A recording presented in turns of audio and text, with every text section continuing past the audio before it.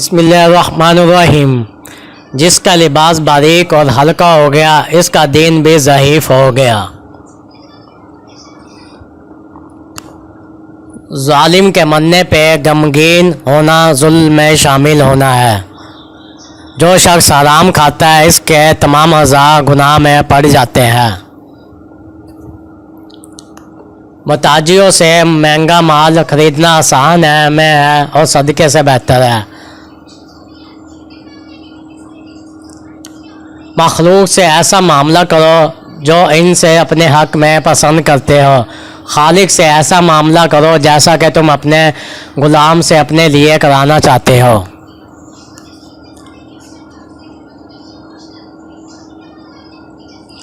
आलिम का मुताला किया करो और वो इल्म अपने दिल के हालात जानने का है।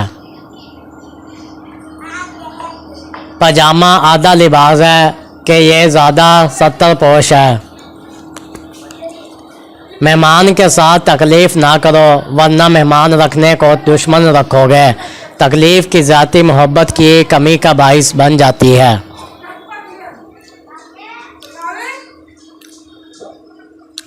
मजलिस में तकिया लगा कर बैठना मकरूह है और यह तकब्बुर की अलामत है। हाँ, अगर कोई वजह दरपेश ना हो।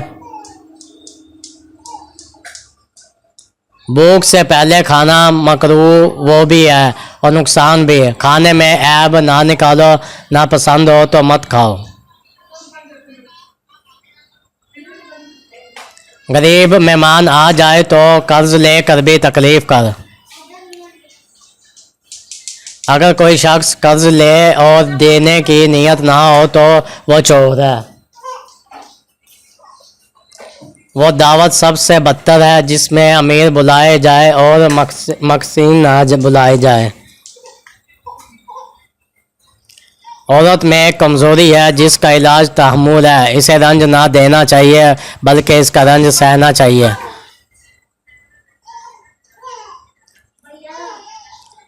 बदअती, जालिम, फासिक, मुतकब्बिर की दावत कबूल मत करो।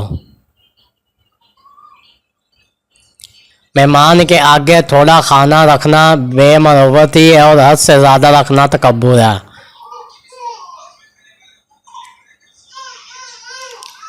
मेहमान के आगे खाना रखने से पहले अहल व अयाल का हिस्सा निकाल लें। नेक औरत अमूल दुनिया से नहीं बल्कि असबाब आखिरत से है। जब तक आदमी अपने नफ्स से बाज ना आ जाए, दूसरों के नफ्स का ज़िम्मा ना उठाए। औरत की बदखलकी पर परहेज़ पर सब्र करने वाला इंसान को सवाब हज़रत अयूब के सब्र के बराबर जितना मिलता है।